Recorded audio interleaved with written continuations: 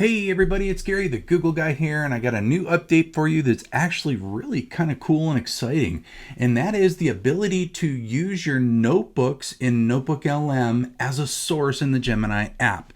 So to access them, you can go to the bottom left of the prompt box on the left side of my screen, click the plus symbol, and in that drop down you will now see the option for NotebookLM.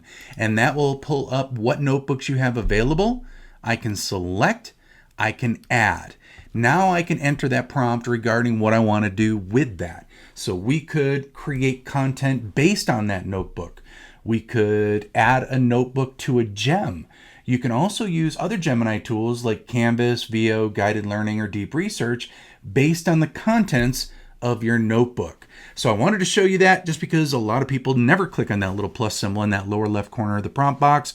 You now have access to adding your notebooks as sources. So if you're not using NotebookLM, you should really give that a whirl.